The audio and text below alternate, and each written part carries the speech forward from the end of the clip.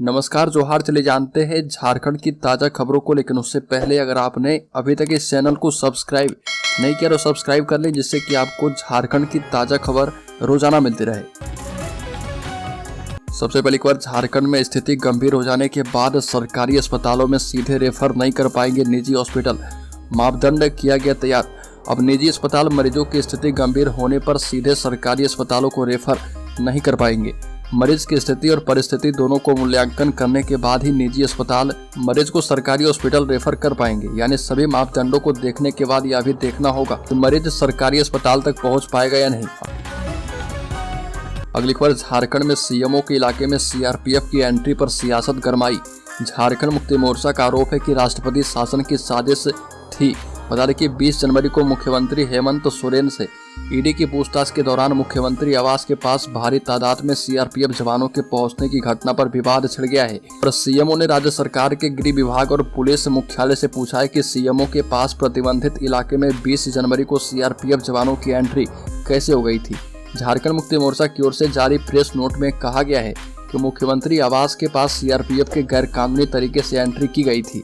जिला प्रशासन या फिर राज्य सरकार के अनुमति के बगैर मुख्यमंत्री आवास की तरफ सीआरपीएफ को खुद से कानून व्यवस्था के नाम पर हस्तक्षेप करने का अधिकार नहीं है। अगली खबर, सांसद ने कहा कि टूसू मेला झारखंडी संस्कृति की पहचान है। झारखंड वासी एकता मंच की ओर से गोपाल मैदान में टूसू मेले का आयोजन किया गया। उद्घाटन सांसद विद्युत बरन महतो और मुख्य संयोजक आस्तिक महतो ने किया। पारंपरिक नृत्य और गीत से मेले की शुरुआत की गई और मांदर बजाकर अतिथि झारखंड की समृद्धि सांस्कृतिक विरासत को बचाने की अपील कर रहे थे। सांसद ने कहा कि टूसू झारखंड की संस्कृति का विशेष पर्व है और मेले में चौड़ल लेकर आने वाले प्रतिभागियों को पुरस्कृत किया गया। अगली खबर, बाबूलाल मरांडी का बड़ा बयान, कहा कि सीआरपीएफ को डराने का हो रहा प्रयास पड़ेगा भारी।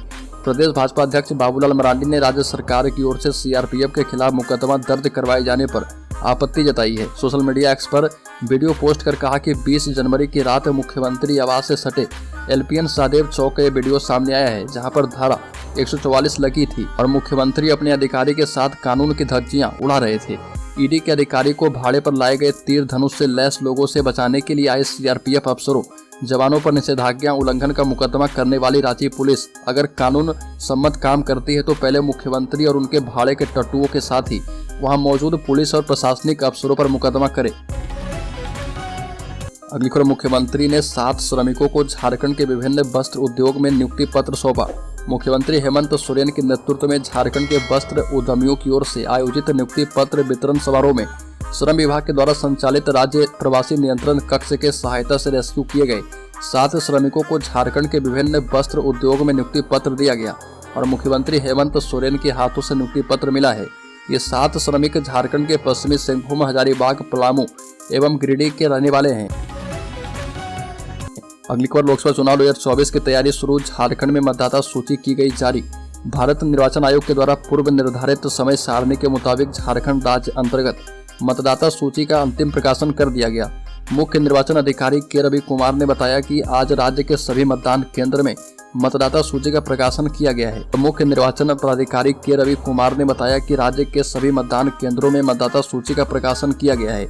उक्त मतदाता सूची निर्वाचन से जुड़े राज्य के महत्वपूर्ण कार्यालयों में भी मतदाताओं की देखने के लिए उपलब्ध है।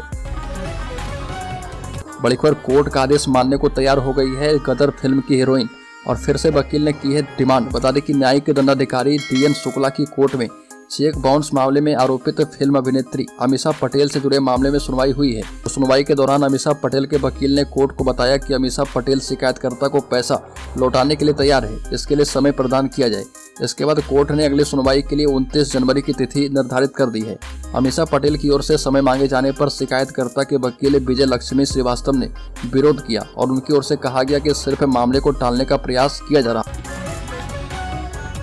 अगली खबर, कोयला सेक्टर में 1 दिवसीय हड़ताल। 16 फरवरी की एटक इंटक एचएमएस एवं सीटू की बैठक में लिया गया निर्णय।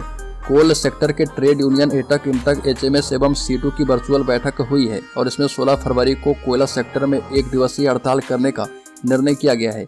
इसके लिए फेडरेशन 2 फरवरी को नोटिस देगा। बैठक में शामिल सीटू के डीडी रामानंदन ने बताया कि मांग पत्र तैयार करने के लिए 4 सदस्यीय कमेटी गठित की गई है। अगली खबर, शिबू सोरेन को लगा बड़ा झटका, दिल्ली हाईकोर्ट का लोकपाल कार्यवाही में हस्तक्षेप करने से इनकार। दिल्ली हाईकोर्ट ने लोकपाल के द्वारा झारखंड मुक्ति मोर्चा प्रमुख शिबू सोरेन के खिलाफ शुरू की गई कार्रवाई में हस्तक्षेप करने से इनकार कर दिया है। न्यायमूर्ति सुब्रमण्यम प्रसाद ने कहा कि लोकपाल की कार्रवाई के साथ शिकायत को चुनौती देने वाली झारखंड के पूर्व मुख्यमंत्री की याचिका जो है प्रीमेच्योर थी। बड़ी खबर, साइबर अपराध के बढ़ते मामले पर झारखंड हाईकोर्ट ने केंद्र को दिया निर्देश, 16 फरवरी को फिर से होगी सुनवाई। झारखंड हाईकोर्ट ने राज्य में बढ़ते साइबर ठगी के मामले को लेकर स्वतः संज्ञान से दर्ज याचिका पर सुनवाई की है। Acting chief justice S Chandrashekhar एवं जस्टिस अनुभा रावत चौधरी की खंडपीठ ने सुनवाई के दौरान राज्य सरकार एवं केंद्र सरकार का पक्ष सुना है और खंडपीठ ने केंद्र सरकार को साइबर फ्रॉड के शिकार लोगों के पैसे की वापसी के संबंध में स्टैंडर्ड ऑपरेटिंग प्रोसीजर एसओपी प्रस्तुत करने को कहा है। अगली खबर, झारखंड में बढ़ गए 8 लाख वोटर, 21 लाख युवा पहली बार करेंगे मतदान। झारखंड में मतदाताओं की संख्या पिछले वर्ष के मुकाबले 8,56,000 बढ़ गई है।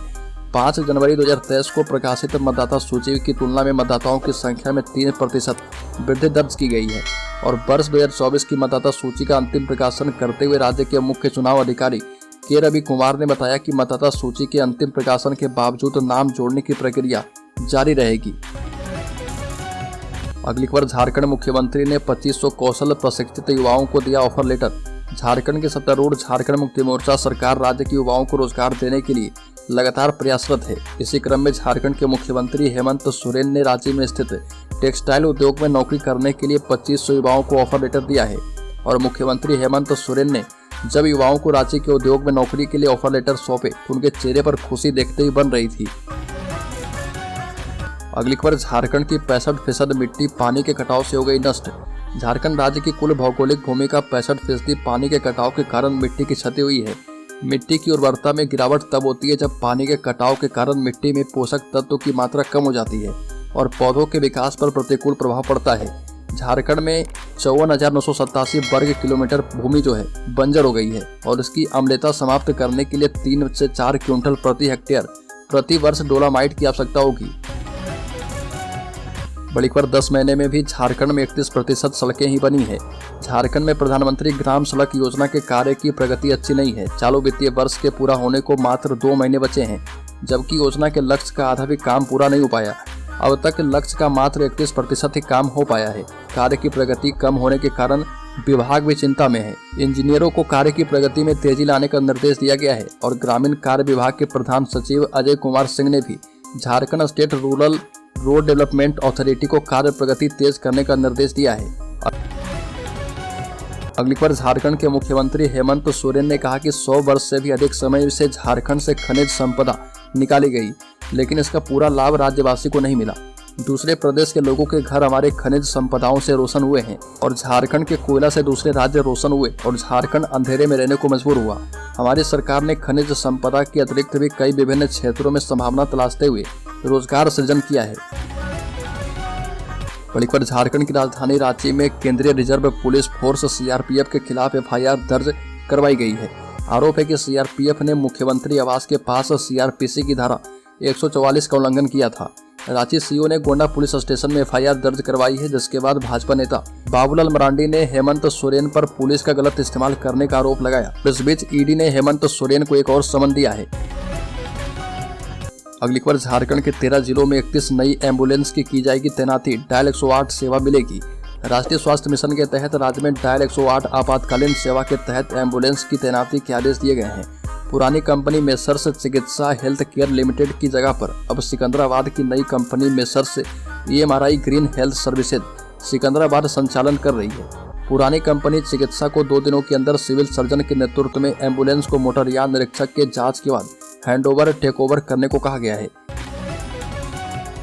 बड़ी खबर, सीआरपीएफ के आईजी और कमांडेंट पर एफआईआर, सीएम सोरेन से पूछताछ के दौरान निषेधाज्ञा का उल्लंघन करने का आरोप। जिला प्रशासन ने सीआरपीएफ के वरिष्ठ कर्मी के खिलाफ प्राथमिकी दर्ज की है। मनी लॉन्ड्रिंग मामले में प्रवर्तन निदेशालय की ओर से झारखंड के मुख्यमंत्री हेमंत सोरेन से पूछताछ के दौरान मुख्यमंत्री के आवास के समक्ष सीआरपीएफ कर्मी पर दंड प्रक्रिया संहिता सीआरपीसी की धारा 144 के तहत निषेधाज्ञा का उल्लंघन करने के आरोप लगे हैं और एक अधिकारी ने बताया कि प्राथमिकी रांची के गोंडा थाने में दर्ज की गई है।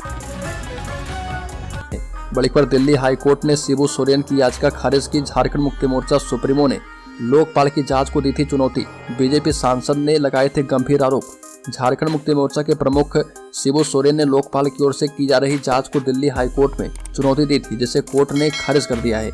लोकपाल शिबू सोरेन के खिलाफ आय से अधिक संपत्ति मामले की जांच कर रही है।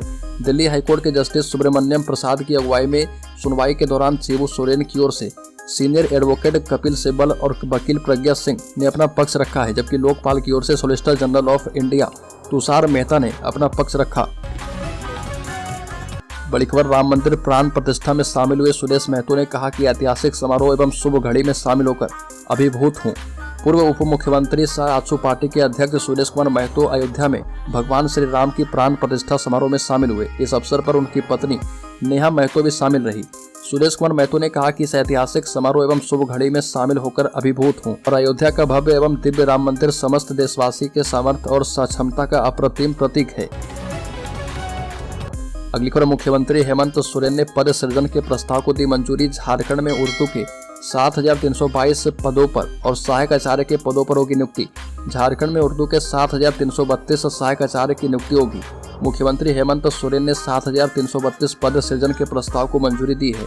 इनमें प्राइमरी स्कूल के लिए 5,478 और मिडिल स्कूल के लिए 1,754 पद शामिल हैं। राज्य में पहले प्राइमरी स्कूलों में उर्दू के सहायक शिक्षकों के लिए 4401 पद स्वीकृत थे और इनमें 689 पदों पर नियुक्ति हुई थी। अगली खबर, प्राण प्रतिष्ठा के दिन जन्म लेने वाली बेटी का नाम प्रतिष्ठा रखा गया। बेटों का नाम राम, श्री राम और राघव रखा गया।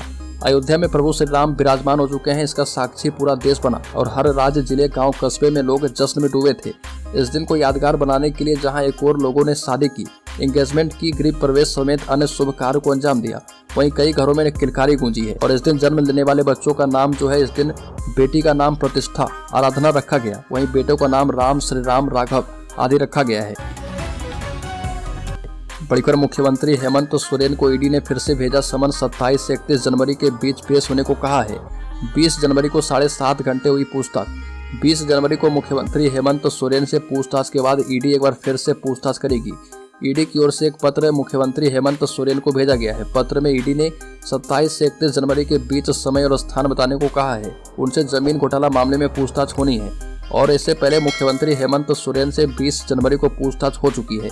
इस दिन ईडी के अधिकारी ने उनसे 7.5 घंटे पूछताछ की थी। हालांकि पूछताछ के बाद कार्यकर्ताओं को संबोधित करने के दौरान मुख्यमंत्री हेमंत सोरेन ने ये बातें कही कि मैंने सभी सवालों के जवाब दिए हैं।